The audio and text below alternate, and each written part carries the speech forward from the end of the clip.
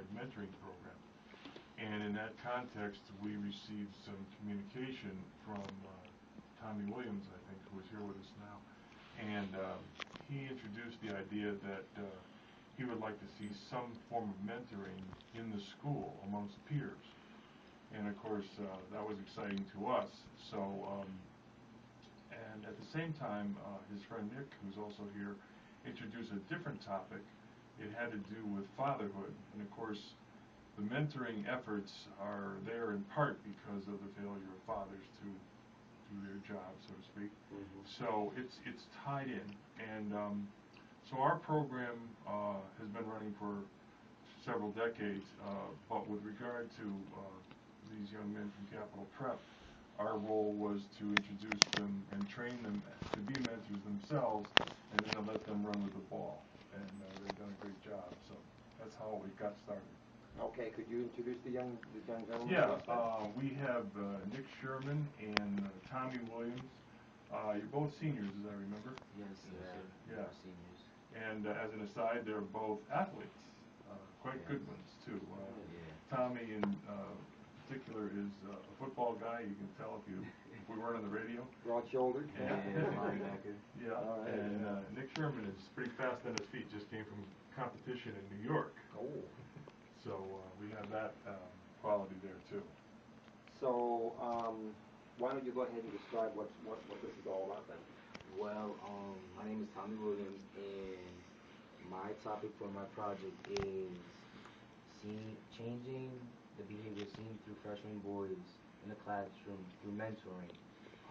This is a part of the Senior Social Justice Project that each senior must complete. It's a graduation requirement, and we must find a topic that we feel that is unjust in the community that should be fixed, and we spend a year and a half researching.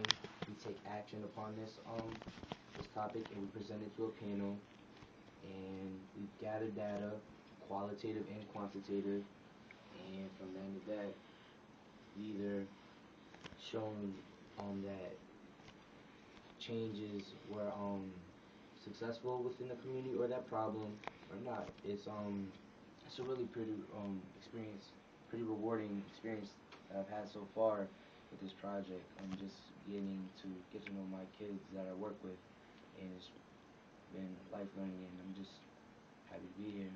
Yeah. At this stage and at this point, after putting the work and the time and the effort and the research into this, then what kind of universe are you talking about in terms of outreach to how many people? Well, do you have a goal for that, or at this point, or not?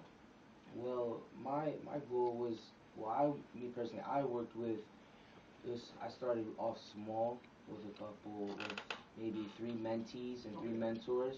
So including myself, there were 6 total in the group, and each day, two times a week, Mondays and Wednesdays, we sit in this room. I've created lesson plans that relate to such behaviors that they display in class that I felt that were a problem, and that's where most success comes from. Any child is within the classroom. The behaviors that I keyed upon was disrupting the class, disrespecting peers, and not focused on work. And those 3 behaviors I feel that are really key. That you must have respect for others. You must pay attention in class because you need the information to be successful. And the teacher, that's just an adult, he or she, and you must respect your adults at all times. So those are 3 important things that I wish that I feel that I've connected to my mentees, and they've shown some change in the class. So you identified a situation that you believe needed an adjustment in order for the person to succeed in what they were doing without the hang up or the interference or whatever may be holding them back because of things that were going on for them. Yes, sir. And I wasn't the only one. I wasn't the only mentor in there. There was myself and 2 other mentors. We also did get trained by my consultant, Rich Davis. Okay. And it was just a basic one-on-one connection. And one thing that I've learned while working with my consultant was that one thing that's very important is communication, and they have to have a connection. If a mentee and a mentor do not have good communication, nothing happens. Yeah, you can't make change, it'll be pretty hard. So that was really key. And throughout the whole experience, everybody maintained a good, healthy relationship. There was no problems, and I've learned a lot. They've learned a lot, and we just had a really good experience throughout the whole thing. So do you anticipate that your experience on something like this is a meaningful building block in your own personal development, looking forward to where you want to be and the kind of goals that you have that you're setting for yourself as you move forward in your education and work life then? Oh yes, because you're gonna work with different kinds of people. They may have different attitudes, they may come at you different ways, but if you just take the time and just analyze the situation and approach it a different way without any conflict or any disrespectful ways to anybody else, anything can be done. And that's what I try to get through to my mentors, and that's how I approach things. Okay, and as far as your participation in this experience, then what can you tell us about what you've seen and what you think you've learned from being involved in this stuff? Well, as Tom explained, that's JP project in the show. It's basically you taking social injustice, become an agent of change about it. I narrow mine down to a more specific topic of fatherless males because I grew up in a fatherless household. So, and again, in picking your topic, you want to pick something that's close to you or something that you can relate to.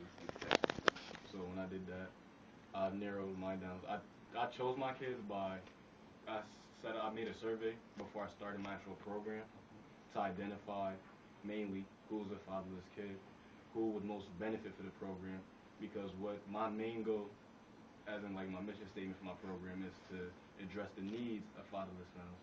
I didn't want to just get a group of kids who acted out in class, try to change their behavior and things like that. I wanted to make a deeper impact. I wanted to change their character versus just their grades. Yeah. So it calls for you to try to understand some fundamental things about people beyond the surface stuff that can be a symptom that you can keep on rubbing at without really getting down to the inside, what's going on inside, sounds like. Yeah, and this is like, I learned a lot from these kids, and I know that these kids have learned a lot from me, because one thing that they helped me with is resilience. Because seeing as they come from fatherless households, they don't have the best character, most of them had the, why am I going to listen to you kind of attitude, what everybody else has heard. Yeah. So I've had to bounce back from a lot of things to get to where I'm at with these kids, and I feel that I broke through the external shell. I feel that they understand me and I understand them more now, as if like in school they'll come up to me if they have a problem with another student or with a teacher, versus way back when I started the program, it was just they wouldn't say hi to me in the hallway. So because you pay attention to them on a one-on-one basis then, the phrase occurs to me, street cred. In a sense, that's what you get when you have this one-on-one relationship and they know that you're there for it. Because one of the main things with these kids, seeing as again I had kids that come from fatherless households, they were used to males just coming in and leaving their lives. So the fact that I'm here, that I've been there for them this whole time, is what is a really big factor to help me break through to them. So that makes a difference to them then, that they know they can count on you over a period of time. You're not just cycling in and out like so many people seem to do in their lives. Yes. Yeah. What's your observation about how this has been going?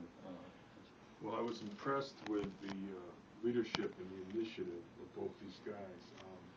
Starting with the fact that they, in particular, I know that Tommy was observing what was going on in class.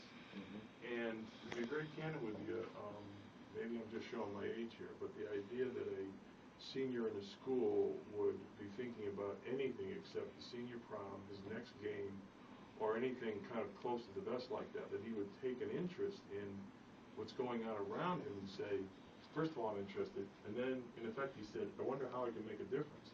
I was really impressed with that.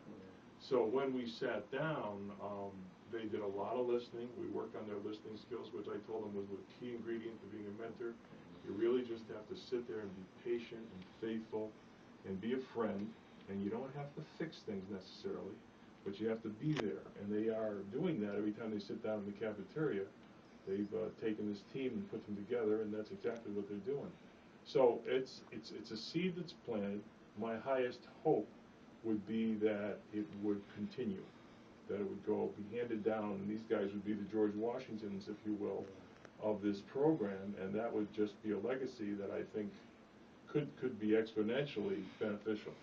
Two gentlemen on the ground floor of something. Some people further on down the road may look back and say, "We were really glad that you were there at that time and doing that thing, because my life is different now because you cared." One of- Further on, even if I never meet you, you still made a difference in my life. One of the things our research shows, Paul, is that a lot of adolescents will claim to have friends, but in the sense that we understand friendship as adults, something that runs deep, something that stands the test of challenges and so on. Yeah. A lot of young people today are isolated, whether it's because of Facebook, video games, you name it. We don't know the cost. We just know that when you really start to talk to them, and you say, where are your friends, and they have a hard time with that. So they're in a way this is a friendship initiative. So A lot of us have you may find as you go along in life that this is an observation I have, which is we all have lots of acquaintances, but we don't have that many friends. Not heart-to-heart type people we can really talk to, and not be embarrassed or not be ashamed of what we have to say because the other person receives it. absolutely. Yeah, in a meaningful way. So, the other thing I would observe has to do with the gender thing. These are two young men, and in our experience in mentoring, I was a mentor personally for 17 years before I got into my formal role, and I mentored two young males. And as I go through my daily work experience, I find it especially difficult for men to step up to the plate. Oh, boy, is it ever. And do that. And I am, to be very candid with you, my work, the source of my recruiting has an awful lot to do with churches and faith-based organizations. So while it's somewhat difficult to recruit people to mentor generally, it's especially the case for men. And that's significant because my waiting list is predominantly young adolescent at-risk males from New Haven, Hartford, Waterbury, and so on.